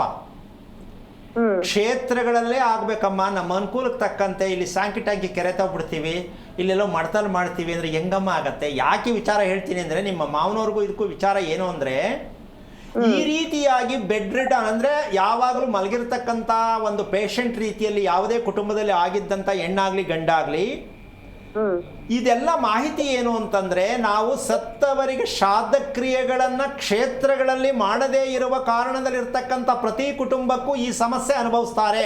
ಸ್ಟ್ರೋಕ್ ಆಗೋದು. ಮಾಡಬೇಕಿತ್ತು ಕ್ಷೇತ್ರ, ನದಿಗಳ ಸಂಗಮವಾದ ಕ್ಷೇತ್ರಗಳಲ್ಲೇ ಮಾಡಬೇಕು. ಮುತ್ತೈದೆ ಸುಮಂಗಲಿ ಹೋದರೆ ಅಲ್ಲಿಗೆ 3ನೇ ತಿಂಗಳಲ್ಲಿ ಹೋಗಿ ಮಾಡ್ಕೊಂಡು ಬಂದಿದ್ವಿ. ನೀವು ಅನುಕೂಲಕ್ಕೆ ತಕ್ಕಂತೆ ಮಾಡಂಗಿಲ್ಲಮ್ಮ. ಕರೆಕ್ಟ್ ರೀತಿ ಹೇಳ್ಬೇಕಾದ್ರೆ ಬ್ರಾಹ್ಮಣರು ಅಂತ ಹೇಳ್ತೀನಿ ಅಮ್ಮ, ಬೇಜಾರು ಮಾಡ್ಕೋಬೇಡಿ, ಹೇಳ್ತೀನಿ ಅಂತ. ಯಾವ ಕಾರಣಕ್ಕೂ ಸತ್ತವರು ಆವತ್ತೂ ಸಂಸ್ಕಾರ ಕೂಡ ನದಿ ಪಕ್ಕದಲ್ಲೇ ನಡಿಬೇಕು. ಇಲ್ಲ ನೀವೆಲ್ಲೋ ಮಾಡಿದ್ರೆ ಯಾವ ಕಾರಣಕ್ಕೂ ಜೀವನ ಪರ್ಯಂತ ಇಡೀ ಕುಟುಂಬ ವಂಶ ಅನುಭವಿಸ್ಬೇಕಾಗತ್ತೆ. ನಮ್ಮ ಅನುಕೂಲಕ್ಕೆ ತಕ್ಕಂತೆ ಶ್ರಾದ್ದಗಳನ್ನು ಮಾಡುವುದಲ್ಲ. ಸುಮಂಗಲಿ ಹೋಗೋ ವಿಷಯ ಏನು ಅಂದರೆ, ಎಚ್ಚರಿಕೆ ಕೊಡೋದು. ವಂಶದಲ್ಲಿ ಸರಿ ಇಲ್ಲ, ನಡತೆ ಸರಿ ಇಲ್ಲ ಅಂದರೆ ಶ್ರಾದ್ದ ಕ್ರಿಯೆಗಳು ಮಾಡುವಂತಹ ವಿವೇಕ ಇಲ್ಲ. ಆ ಕಾರಣದಿಂದಾಗಿ ನಾನು ಬಲಿ ಆಗ್ತಾ ಇದ್ದೀನಿ, ತಿಳ್ಕೊಳ್ರೋ ಮೂರ್ಖರ ಅಂತ. ಅದನ್ನು ನಾವು ಮಾಡಲಿಲ್ಲ ಅಂದರೆ ಯಾವ ಪುರುಷಾರ್ಥಕ್ಕೆ ಬದುಕಬೇಕು? ಅದನ್ನು ಶಾಪ ಅಂದ್ಕೊಳ್ಳೋದು ಅಥವಾ ಏನೋ ಆಯಿತು ಅಂದ್ಕೊಳ್ಳೋದು ಘಟನೆಗಳೆಲ್ಲ ಮುಖ್ಯ. ಸಾವಿಗೆ ನಮ್ಮ ಪ್ರಾಯಶ್ಚಿತ್ತ ಏನು, ಎಲ್ಲಿ ಮಾಡಬೇಕು, ಹೇಗೆ ಮಾಡಬೇಕು ಅಮ್ಮ ತಿಳ್ಕೊಳ್ಳೋದು ಬೇಕಾದಷ್ಟಿದೆ.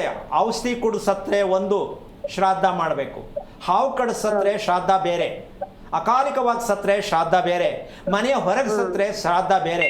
ನಾವೇನು ಮಾಡ್ಕೊಂಡಿದ್ದೀವಿ ಎಲ್ಲದಕ್ಕೂ ಹೋಲ್ಸೇಲ್ ಮಾಡ್ಕೊಂಡ್ಬಿಟ್ಟು ಜೀವನ ಪರ್ಯಂತ ಬಂಧನದಲ್ಲಿ ಇದ್ದೀವಿ ಅಂದರೆ ಇದೇ ನಮಗೆ ದೊಡ್ಡ ಶಾಪ.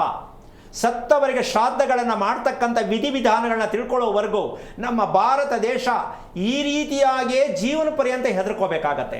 ಆದರೆ ವಿಶ್ವದಲ್ಲಿ ನಮ್ಮ ಭಾರತ ದೇಶ ಹೆದರುವಂಥ ದೇಶ ಅಲ್ಲ. ಆದರೆ ನಾವು ನಡ್ಕೊಳ್ತಾ ಇರೋ ರೀತಿ ನೀತಿಯಿಂದ ನಮ್ಮ ದೇಶದಲ್ಲಿ ಮಗುವಿಂದ ಹಿಡಿದು ಸಾಯೋವರೆಗೂ ಎಲ್ಲರೂ ಭಯದಲ್ಲೇ ಬದುಕೋ ಮಟ್ಟಕ್ಕೆ ನಾವು ಯಾಕೆ ಹೋಗಬೇಕು? ದಯವಿಟ್ಟು ತಿಳ್ಕೊಳ್ಳೋಕೆ ಪ್ರಯತ್ನ ಮಾಡಿ. ನಿಮ್ಮ ಮಾವನವರಿಗೆ ಈ ವಯಸ್ಸಿಗೆ ನಾವು ಮಾಹಿತಿ ಕೊಡಲಿಕ್ಕಾಗಲ್ಲ, ಅದಂತೂ ಒಂದಂತೂ ತಿಳ್ಕೊಳ್ಳಿ. ಸಾಧ್ಯವಾದಷ್ಟು ಮಟ್ಟಿಗೆ ಬೆಳ್ಳಿ ತಟ್ಟೆ ಇದ್ದರೆ ಅಥವಾ ಕಂಚಿನ ತಟ್ಟೆ ಇದ್ದರೆ ಚೆನ್ನಾಗಿ ಸ್ವಲ್ಪ ಕೈಯಲ್ಲೆಲ್ಲ ತುಂಬ ಮೃದು ಮಾಡಿ ಮಕ್ಕಳಿಗೆ ತಿನ್ನಿಸ್ದಂಗೆ ಸ್ವಲ್ಪ ನಿಧಾನಕ್ಕೆ ಸ್ವಲ್ಪ ಕೊಡಿ, ಜಾಸ್ತಿ ತಿನ್ನಿಸ್ಬೇಡಿ, ತುಂಬ ಕಷ್ಟ ಆಗತ್ತೆ.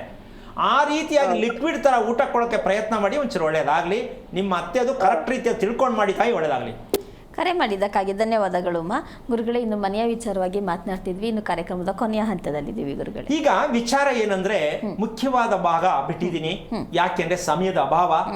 ಮನೆಯಲ್ಲಿ 4 ದಿಕ್ಕಿನಿಂದ ಯಾವ ಯಾವ ಲೋಹಗಳು ಅಂದ್ರೆ ಕ್ಯಾಲ್ಸಿಯಮ್ಮು, ಪ್ರೋಟೀನು, ಐರನ್ನು ಇವೆಲ್ಲ ನಾವೇನೇನು ಅನ್ಕೊಂಡಿದೀವಿ ಊಟದಲ್ಲಿ ಸಿಗುತ್ತೆ ಅಂತ ನಮ್ಮ ಮನೆಯ ಬಾಗಿಲಲ್ಲಿ, ನಮ್ಮ ಮನೆಯ ಗೋಡೆಗಳಲ್ಲಿ ಉತ್ಪತ್ತಿ ಆಗತ್ತೆ. ಆಶ್ಚರ್ಯ ಅಲ್ಲ? ಬಾಗಿಲಲ್ಲಿ, ಗೋಡೆಗಳಲ್ಲಿ, ನಮ್ಮ ಮನೆಯ ಗೋಡೆಗಳಲ್ಲಿ ಉತ್ಪತ್ತಿಯಾಗತ್ತೆ. ನಮ್ಮ ದೇಹಕ್ಕೆ ಏನೆಲ್ಲ ಬೇಕೋ ಪ್ರೋಟೀನ್, ಆ ಸತ್ಯವನ್ನ ಹೇಳಿದ್ರೆ ಎಲ್ಲರೂ ಬೆಚ್ಚಿ ಬೆರಗಾಗ್ತೀರಾ. ಇತಿಹಾಸದಲ್ಲಿ ಯಾರು ಹೇಳಲಿಕ್ಕಾಗಲ್ಲ ಅಂತ ವಿಚಾರಗಳನ್ನ ಕಾರ್ಯಕ್ರಮದಲ್ಲಿ ಕೇಳಿಸ್ಕೊತಾ ಇದೀವಲ್ಲ ಅಂತ ತುಂಬಾ ನೀವು ಖುಷಿ ಪಡಬಹುದು. ಜೊತೆಗೆ ಏನೋ ಕುತ್ಕೊಂಡು ಹೇಳ್ಬಿಡೋದಲ್ಲ, ಅದರಲ್ಲಿ ಸತ್ಯತೆ ಇರಬೇಕು, ನಿಖರತೆ ಇರಬೇಕು, ಏನೇ ಹೇಳಿದ್ರು ಸಮರ್ಥನೆ ಮಾಡುವ ಶಕ್ತಿ ಇರಬೇಕು. ಜೊತೆಗೆ ಅದನ್ನ ನಾವು ರೂಪಿಸಕ್ಕೆ ರೆಡಿ ಇರಬೇಕು. ಇದು ಮಾಡಿದ್ರೆ ಇದು ಹಾಗೇ ಆಗತ್ತೆ, ಏನಕ್ಕೆ ಮಾಡಬೇಕು, ಈ ಸತ್ಯವನ್ನು ತೋರಿಸ್ಕೊಡೋದಕ್ಕೆ ನಾವು ರೆಡಿ ಇರ್ತೀವಿ. ಆದರೆ ನೀವು ರೆಡಿ ಇರಬೇಕು. ಯಾಕೆ ಅಂದರೆ ನಾವು ತಿಳ್ಕೊಂಡಿರೋದು ಊಟ ತಿಂದದ್ದು ಹೊಟ್ಟೆಯಲ್ಲಿ ಕರಗತ್ತೆ, ಇದು ಮೊದಲನೇ ಅಪರಾಧ. ಹೌದಾ? ಹೊಟ್ಟೆ ಕರಗತ್ತೆ ಅಂದರೆ ಒಳಗಡೆ ಮಿಕ್ಸಿ ಇದೆಯಾ, ಮೋಟ್ರ್ ಇಟ್ಟಿದ್ದೀರಾ, ಎಲೆಕ್ಟ್ರಿಕ್ ವೈರ್ ಬಿಟ್ಟಿದ್ದೀರಾ, ಎಂಥ ದಡ್ಡತನ ಮಾತಾಡ್ತೀವ್ರಿ. ತಿಂದುಬಿಟ್ಟು ತುಂಬ್ಕೊಂಬಿಟ್ಟು ಏನೇನು ಬೇಕು ಅದನ್ನೆಲ್ಲ ಒಟ್ಟಲ್ಲಿ ಕರಗುತ್ತಂತೆ. ಅದೇನು ಕರಗುತ್ತೆ? ಹಂಗೆ ಕರಗುವಂಗಿದ್ರೆ ಯಾಕೆ ನಮ್ಮ ಜನ ಇಷ್ಟು ಕಷ್ಟಪಡಬೇಕಿತ್ತು? ಈ ಸತ್ಯನೇ ನಮ್ಗಿನ್ನೂ ಗೊತ್ತಿಲ್ಲ ಅಂದರೆ ಇನ್ನು ಮಕ್ಕಳನ್ನ ತಗೊಂಡು ಏನು ಮಾಡೋಕ್ಕಾಗತ್ತೆ? ಅದಕ್ಕೋಸ್ಕರವಾಗಿ ಮಕ್ಕಳು ತಂದೆ ತಾಯಿಗೆ ಯಾಕೆ ಹೊಂದಾಣಿಕೆ ಆಗುತ್ತಿಲ್ಲ ಅನ್ನೋದು ಎರಡನೇ ದುರಂತ. ಮಕ್ಕಳು ತಂದೆ ತಾಯಿಗೆ ಹೊಂದಾಣಿಕೆ ಆಗುವ ಮಕ್ಕಳು ಹುಟ್ಟುತ್ತಿಲ್ಲ. ಯಾಕೆ ಅಂದರೆ ತಂದೆ ತಾಯಿಯೇ ಮಕ್ಕಳಿಗೆ ಹೊಂದಾಣಿಕೆ ಆಗಬೇಕಿತ್ತು, ಅವರೂ ಆಗಿಲ್ಲ. ಅವರು ಬ್ಯುಸಿ, ಇವರು ಬ್ಯುಸಿ ಅಂದ ಮೇಲೆ ಕುಟುಂಬದಲ್ಲಿ ಒಳ್ಳೇದಾಗತ್ತೆ ಹೆಂಗೆ? ವಾಸ್ತು ಪ್ರಕಾರ ಮನೆ ಕಟ್ಟಿದೀವಿ. ಏನು ಕಟ್ಟಿದ್ರಿ? ಯಾವನ್ರಿ ವಾಸ್ತು ಹೇಳೋನಿದ ನಮ್ಮ ದೇಶದಲ್ಲಿ? ಯಾಕೆ ಅಂದರೆ ಎಷ್ಟೊಂದು ನಾವು ಅಧ್ವಾನದಲ್ಲಿ ಬದುಕ್ತಾ ಇದ್ದೀವಿ. ಈ ಬದುಕು ಬೇಡ ಅನ್ನೋದೇ. ಆದರೆ ನಿಖರವಾಗಿ ನಮ್ಮ ವಾಸದ ಮನೆಯಲ್ಲಿ ನಾವು ತಿನ್ನುವ ಊಟವನ್ನು ಕರಗಿಸೋ ಶಕ್ತಿ ಇದೆ ಅಂದರೆ ಅದು ಹೇಗಿರುತ್ತೆ, ಹೇಗೆ ನಾವು ಪಡ್ಕೋಬೇಕು, ಯಾವ ರೀತಿ ಮನೆ ಕಟ್ಟಬೇಕು, ಇದಕ್ಕೆ ಪ್ಲ್ಯಾನ್ ಹೇಳೋ ಪುಣ್ಯಾತ್ಮ ಯಾರು ಪ್ರಪಂಚದಲ್ಲಿ ಹುಟ್ಟಿದಾನಾ ಅಂತ ಅನುಮಾನ ಪಟ್ಕೋಬೇಡಿ. ಇದ್ದಾರೆ, ಎಲ್ಲದಕ್ಕೂ ಭಗವಂತ ಸೃಷ್ಟಿ ಮಾಡಿ ಕಳಿಸಿದ್ದಾರೆ ಅಂತ ಹೇಳ್ತಾ ಕಾರ್ಯಕ್ರಮ ಮುಗಿಸ್ತಾ ಇದ್ದೀನಿ. ಜೈ ಶ್ರೀರಾಮ್. ಗುರುಗಳೇ, ಕಾರ್ಯಕ್ರಮಕ್ಕೆ ಬಂದಿದ್ದಕ್ಕಾಗಿ ಧನ್ಯವಾದಗಳು. ನೋಡಿದ್ರಲ್ಲ ವೀಕ್ಷಕರೇ, ನಮ್ಮ ಆರೋಗ್ಯಕ್ಕೂ ನಮ್ಮ ಆಲೋಚನೆಗಳಿಗೂ ಪ್ರತಿಯೊಂದಕ್ಕೂ ನಮ್ಮ ಮನೆಗೆ ನಿಕಟವಾದಂಥ ಸಂಬಂಧ ಇರಬೇಕು ಅನ್ನೋದನ್ನು ಇವತ್ತಿನ ಕಾರ್ಯಕ್ರಮದಲ್ಲಿ ತಿಳ್ಕೊಂಡ್ರಿ ಅಂತ ಭಾವಿಸ್ತಾ ಕಾರ್ಯಕ್ರಮನ ಮುಗಿಸ್ತಾ ಇದ್ದೀನಿ. ನಮಸ್ಕಾರ. ಹೆಚ್ಚಿನ ಮಾಹಿತಿಗಾಗಿ ಸಂಪರ್ಕಿಸಿ ಶ್ರೀಮಾನ್ ಶ್ರೀ ಪುರುಷೋತ್ತಮ್ ದೇಶಿಕ್ ಗುರೂಜಿ, ಶ್ರೀ ಧರ್ಮ ಮಾರ್ಗ ಕಚೇರಿ, ಸಂಖ್ಯೆ 532, ಮಲಥಳ್ಳಿ ಮುಖ್ಯ ರಸ್ತೆ, ಬೆಂಗಳೂರು 560056. ಸಂಪರ್ಕಿಸಿ 9108258834, 8618915231, 9019493937.